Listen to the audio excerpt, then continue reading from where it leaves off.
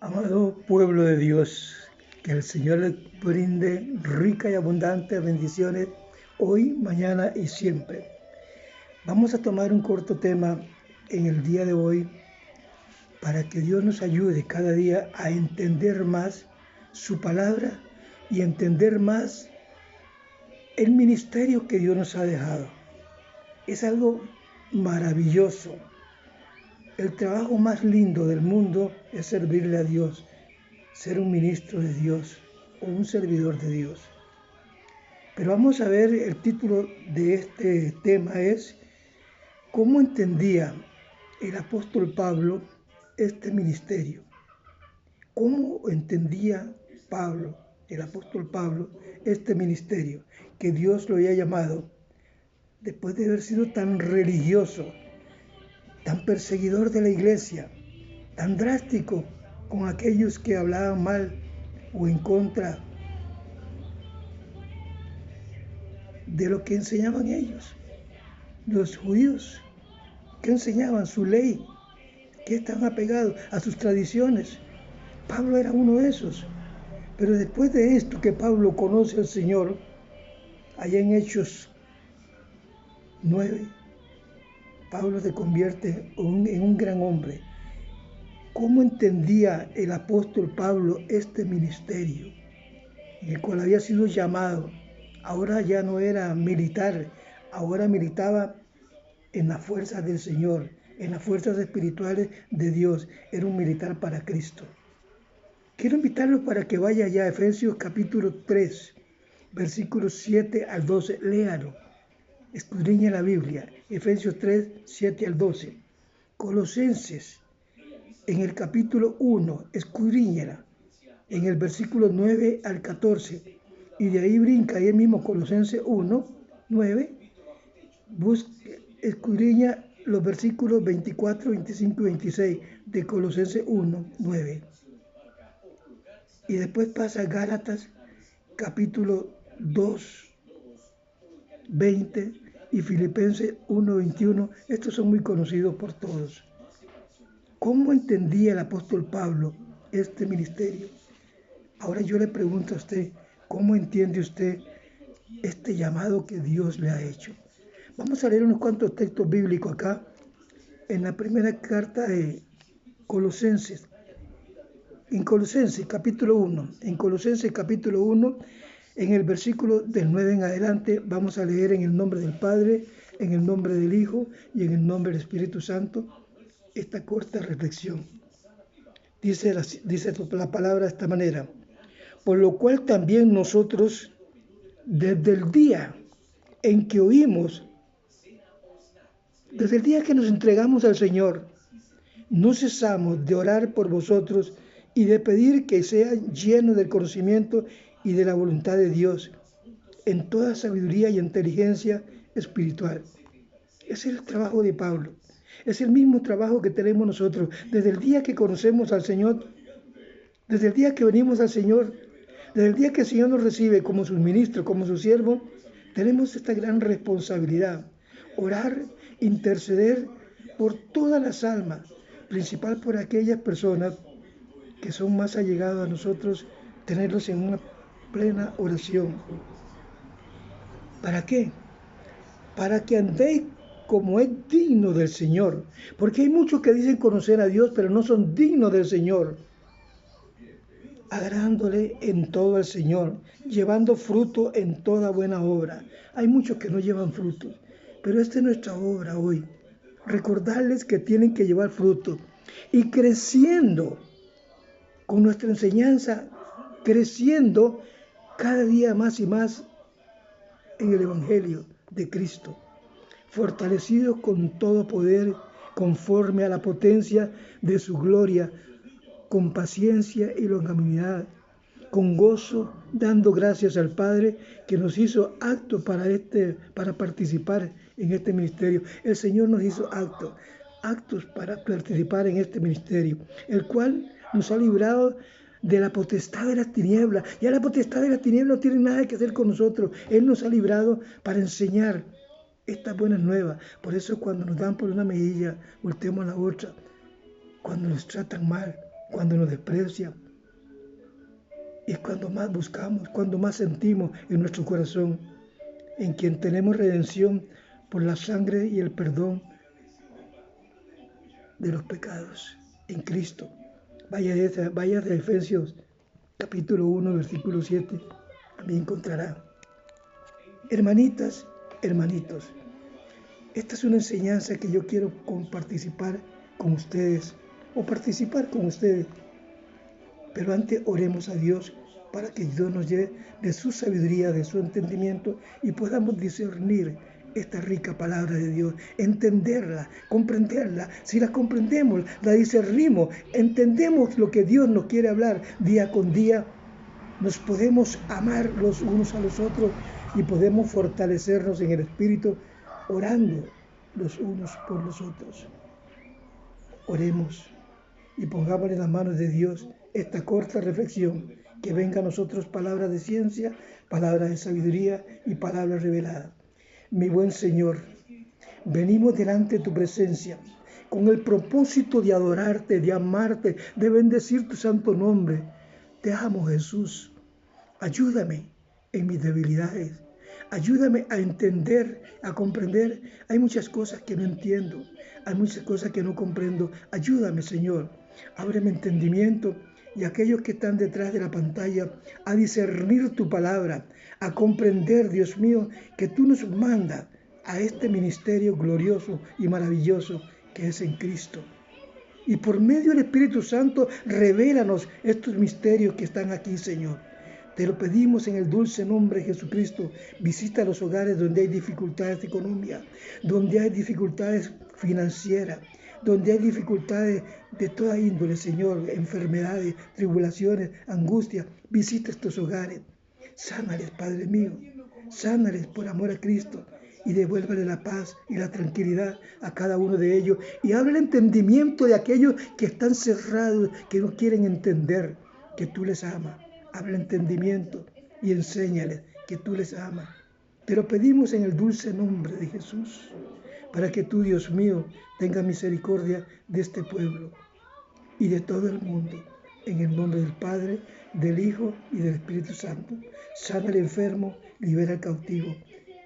En el nombre de Jesús te lo pedimos. Amén y amén. Amados consiervas, consiervos del Señor, pueblo de Dios,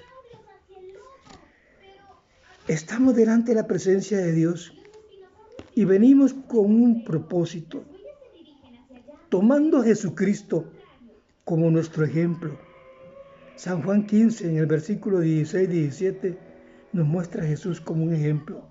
En este tema, quiero enfocar la tarea pastoral, la tarea en la cual Dios nos ha manifestado.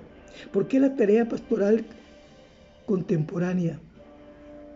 Compartiré con humildad y sencillez mi propia experiencia, en lo cual Dios me ha mostrado, en el cual Él sufre por muchos líderes, en el cual le desobedece. Les hablo para glorificar el nombre del Padre, del Hijo y del Espíritu Santo. Le alabaré y le ensalzaré su nombre, el nombre de Jehová. Y en el nombre de nuestro Señor Jesucristo compartiré las enseñanzas del Espíritu Santo. Él nos enseña y nos lleva a esta enseñanza. Y de antemano pido comprensión, perdón y propósito, porque al servirle a Dios muchas veces tenemos que ser duros, porque el Señor nos da autoridad para hablar con autoridad. Dios está levantando obreros y obreras para su gloria y su honra. Dios nos ha llamado en estas horas tan duras de la humanidad para que juntos afrontemos con seguridad, bajo la compañía del Espíritu Santo y de Jesucristo, estos temas difíciles, porque es difícil decirle la verdad a la gente, es difícil para que la gente pueda entender. Si el amigo o la amiga, que es amiga que uno ama más, se revela porque no quiere entender y cree que uno la está ofendiendo o que uno no la quiere, se revela. Con mucha más razón aquellos que escuchan por primera vez el Evangelio. Esto nos obliga no a callar, sino a hablar las verdades que están en este libro sagrado. Y yo estaré de acuerdo con aquellos que hoy enseñan lo que las Escrituras nos enseñan. Y estaremos de acuerdo a lo que nos enseña allá en Efesios capítulo 3. Lea Efesios 3, versículos 7 al 13. Lea Colosenses 1, 19 al 14. Y principalmente se va a los versículos 24, 25 y 26 de Colosenses 1, 9. El ministerio que el apóstol Pablo nos enseña es un ministerio fabuloso, glorioso, en el cual podemos nosotros entender y comprender. Y podemos nosotros considerar lo que el Señor nos está hablando. Mire, hermanito, hermanita, yo quiero en esta hora explicarle lo que la palabra de Dios me enseña. Lo que la palabra de Dios me enseña y me lleva a las Escrituras, en el cual nosotros podemos entender que esta rica palabra está la verdad. Y solamente la verdad, que a muchos no les gusta esa verdad, yo lo sé. Pero debemos considerar al maestro como un ministro. Y debemos de puntualizar lo que las Escrituras nos dicen. Mateo 20, 25, 28. ¿Ustedes recuerdan aquella discusión entre los discípulos que quién iba a ser el mayor o el primero en el reino de los cielos? Y lo que el Señor les dijo: ¿sabéis que los gobernantes de las naciones se enseñorean con ellas? Pero no así entre vosotros. Mas entre vosotros no está así. Así no es. Nosotros no nos enseñoreamos de nadie. Simplemente venimos a enseñar lo que el Señor quiere que nosotros enseñemos. Esta rica y hermosa palabra, pero con las Escrituras, para que podamos entenderla, comprenderla, vivirla. Vamos a la palabra. Gálatas 2:20, un texto bíblico que lo conoce todo el mundo. Un texto bíblico que todo el mundo lo habla, lo pronuncia, pero no se lo aplica. ¿Cómo entendía Pablo este ministerio? ¿Cómo entiende usted, amado hermano, hermanita, este ministerio? ¿Cómo lo entiende? El apóstol Pablo lo entendía de la siguiente manera. Voy a tratar de explicárselo porque yo trato de acomodármelo a mí mismo. ¿Cómo lo entiendo? El apóstol Pablo enseñó, practicó un ministerio lleno de poder. Hoy usted está enseñando y practicando un ministerio lleno de poder. Hoy usted está enseñando con tibieza, con delicadeza, que los hermanos no se ofendan. O está enseñando la verdad que está en este libro. Cuando Pablo dijo allá en Gálatas 2:20, con Cristo estoy juntamente crucificado y ya no vivo yo, mas vive Cristo en mí. Comprendamos bien estas palabras, entendamos bien estas palabras y llevémoslas al corazón y a nuestra mente. Allí nos declarará que ya Pablo no vivía para este mundo, que ya Pablo vivía para el servicio de Dios, para lo que él estaba haciendo en esos momentos. Con Cristo estaba juntamente crucificado. Él fue a la cruz. Y cuando iba rumbo a Damasco, Pablo oyó una voz que le dijo: Saulo, Saulo, ¿por qué me persigues? Yo soy Jesús, al que tú persigues. Pablo era la persecución más grande que tenían los cristianos en aquella época. Pero Jesús le habla y lo pone en línea a servirle a Él. Cuando el Señor Jesús dijo a los filipenses, allá en el capítulo 1, versículo 21, un texto bíblico también que mucha gente lo dice: para mí el vivir es Cristo. El apóstol Pablo expresa una nueva esperanza que él tenía, que a él no le importaba lo que viniera. Las acechanzas no le importaban al apóstol Pablo, porque para él el vivir era Cristo y el morir ganancia. El apóstol Pablo expresa una nueva esperanza. ganar a Cristo. Primeramente hay que ganar a Cristo y ser hallado en Él. ¿Estará usted ganando a Cristo para ser encontrado en Él? Él viene pronto. Recuerda, mi amado hermano, recuerda, mi amado siervo del Señor, Él viene pronto. Dice, al fin de conocerle. Y al fin de conocer el poder de la resurrección y la participación de los padecimientos.